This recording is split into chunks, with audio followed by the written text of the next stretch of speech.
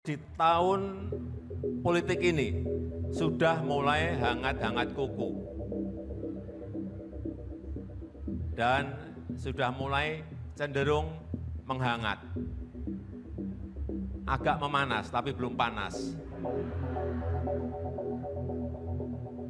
Dan repotnya yang sudah panas itu justru antar kawan sendiri. Sudah mulai saling panas memanasi. Dalam tahun politik ini, kawan adalah kawan.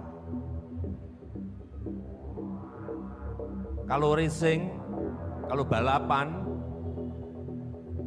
boleh-boleh saja, tapi jangan sikut-sikutan. Apalagi tendang-tendangan. Kita ini saudara sebangsa dan setanah air, jangan dilupakan itu.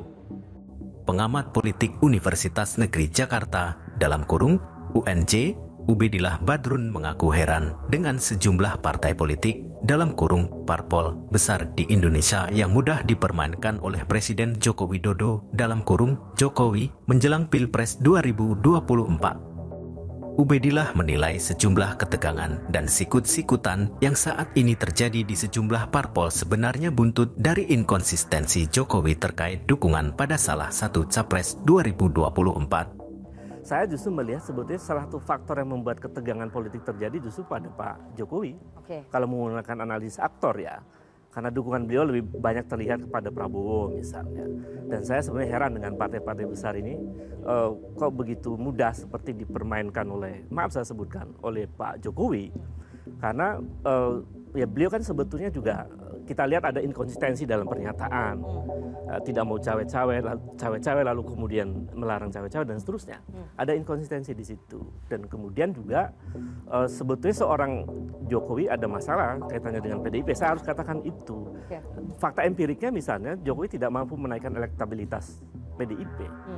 PDIP 2019 itu suaranya kurang lebih 19,33%. Hasil survei terakhir ya cuma naik 1,5%. Ubedillah mencontohkan inkonsistensi itu dalam kedekatan Jokowi dan Ketua Umum Gerindra Prabowo Subianto yang seolah ditunjukkan kepada publik secara terus-menerus.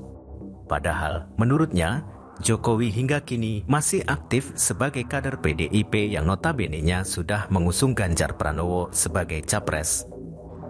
Jadi apa dampak elektoralnya seorang Jokowi kepada PDIP? Jadi wajar saya melihat kalau Bu Mega agak naik tensinya. Karena melihat perilaku agak naik, saya sebut agak naik.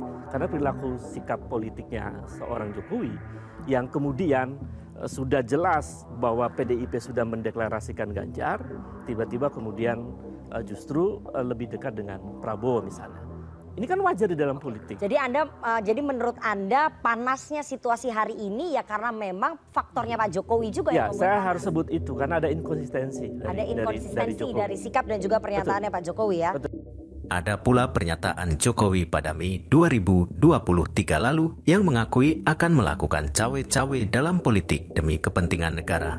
Yang mengkhawatirkan mungkin bukan koalisi kurus atau koalisi gendut, tapi kemana arahnya Pak Jokowi ini. Karena Pak Jokowi faktor yang sangat menentukan nanti di 2024. Suka nggak suka. Gitu loh. Itu yang bikin dakdikduk. Gitu. Jadi karena faktor yang menentukan boleh cawe-cawe gitu menurut Projo? Ya kalau cawe-cawe kan udah disampaikan Pak Presiden juga. Bahwa dia cawe-cawe untuk kebaikan buat bangsa ini ke depan. Masa nggak boleh.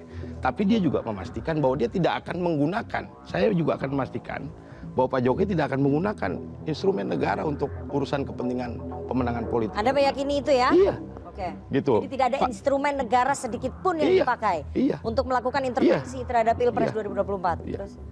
Isu cawe-cawe itu mencuat usai Jokowi mengumpulkan 6 ketua umum partai politik di istana untuk membahas politik. Namun, kata Ubedillah, dalam pidato kenegaraan pada 16 Agustus lalu, Jokowi menegaskan bahwa dirinya bukan Pak Lurah dan tidak ingin ikut campur dalam urusan Pilpres 2024 lantaran hal tersebut merupakan wewenang para elite parpol. Saya justru melihat sebenarnya salah satu faktor yang membuat ketegangan politik terjadi itu justru pada Pak Jokowi kalau menggunakan analisa aktor ya, ujar Ubedillah. Sementara itu, dalam kesempatan yang sama, tenaga ahli KSP Johannes Joko menegaskan Jokowi sebagai kapasitasnya sebagai presiden selama ini sudah berupaya bersikap netral dan tidak ikut campur dalam urusan Pilpres. Menurutnya, apabila Jokowi dinilai berpihak pada salah satu capres, itu hanya asumsi lewat gesture kedekatan yang kemudian bisa saja diklaim menjadi dukungan. Pada konteks kedekatan hubungan itu seringkali orang menafsirkan saking dekatnya dengan presiden seolah-olah bisa legitimasi, bisa mengklaim bahwa ini adalah keputusan dari Pak Presiden, kata Johannes. Namun, Johannes tak menampik bahwa presiden memberikan sejumlah arahan kepada para elite parpol di Indonesia terkait kontestasi politik 2024. Itu yang harus menjadi pesannya. Karena memang seperti itu kan. Pak Jokowi lebih dekat dengan relawan misalnya. Lebih menggiring relawannya mendukung dukungan Jokowi misalnya. Ketimbang misalnya dekat dengan partai yang justru membesarkannya. Saya kira itu realitas yang harus kita ingatkan. Sulit untuk dipungkiri ya. Karena saya pegang data relawan dari 2012, 2014, 2009. Mayoritas kemana? 95 sampai 98% itu teman-teman tuh ya ada di kita. Oke. Jadi kalau hanya beberapa teman-teman kayak Projo, sebagian Bara JP, lainnya ini ya itu ya silakan hak politik dan belum ditentukan setahu saya. Masih nunggu nanti sikap presiden. Jadi kalau dibilang hanya dekat dengan relawan dan enggak juga. Ia mengatakan arahan itu diberikan Jokowi dalam kapasitasnya sebagai penanggung jawab politik nasional. Arahan ada, ya, arahan dalam artian begini, arahan itu tidak wajib. Tapi arahan itu berupa masukan, berupa saran. Siapapun datang ke presiden sebagai penanggung jawab politik nasional, presiden memberikan arahan. Dan arahan itu sifatnya adalah sebagai masukan, mau diterima syukur, mau tidak diterima silahkan, ujarnya.